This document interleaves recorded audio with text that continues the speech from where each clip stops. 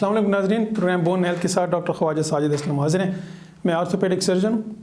आज का जो हम पब्लिक अवेयरनेस प्रोग्राम करने जा रहे हैं वो है नमनेस ऑफ हैंड्स, हाथों का सो जाना।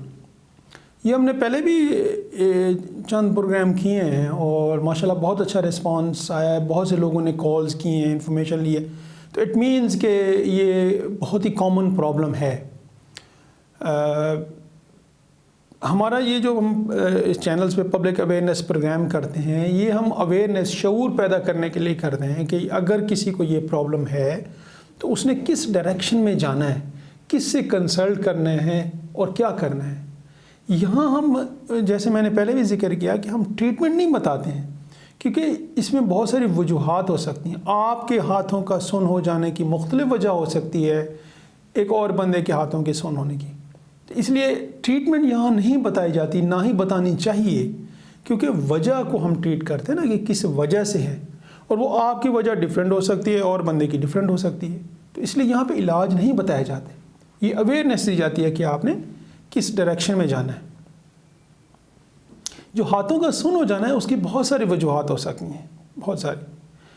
कुछ लोग तो ये कंप्लेंट करते हैं जी वो हाथ को ऐसे करके सोते हैं जब रात को, तो सुबह सुबह उठते हैं, अर्ली मॉर्निंग हाथ सो जाते हैं, तो इतनी पेन भी होती है जिसकी वजह से जाग हो जाती है। ये जो नींद के दौरान जाग हो जाना है ना हाथों के सो जाने की वजह से, इट्स क्वाइट सिग्निफिकेंट। ये इसकी काफ़ी अहमियत है। और वैसे काम करते हुए, आप घर का काम कर रहे हैं, काम करते हुए हाथ आपके सो जाते हैं, वो एक सिग्निफिकेंट चीज़ है। हाथ पूरा सो जाता है, हाथ की कुछ उंगलियां सो जाती हैं, ये एक अलग इसकी सिग्निफिकेंस है, अलग इसकी अहमियत है। हाथ की 3 मेन नर्व्स होती हैं जो सप्लाई करती हैं, 3 मेन नसें होती हैं जो सप्लाई करती हैं। तो हर नर्व की, हर नस की अपना एक एरिया है डिस्ट्रीब्यूशन का। तो इसलिए ये जानना ज़रूरी है कि कौन सा हाथ का हिस्सा सुन्न हो जाता है। नर्व का दब जाना हो सकता है, आपको खून की सप्लाई प्रॉपर ना हो, ये वजह हो सकती है। कोई पुरानी इंजरी हुई हो, ये हो सकती है। डायबिटिक पेशेंट्स में न्यूरोपैथी होती है, नर्व्स की इश्यूज़ होते हैं जिसकी वजह से भी ये हो सकती है। तो बहुत सारी वजूहत, अच्छा हाथ में, और फिर इधर एक्जिला में, आर्मपेट में जो नर्व्स होती हैं वहाँ पे इशू हो सकता है, एल्बो में इशू हो सकता है।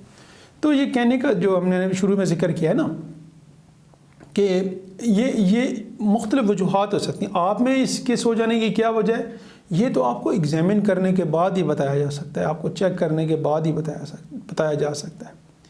जो इसमें अहम चीज़ वो जो है जानने वाली, वो ये है कि आपने अपने हाथ में आपको है क्या, जो, या इस तरह मैं कह दूँ कि कौन सी इमरजेंसी होगी जब आप ये सोचें कि नहीं अब वेट नहीं करना है, आप जल्दी के जल्दी डॉक्टर के पास जाना है।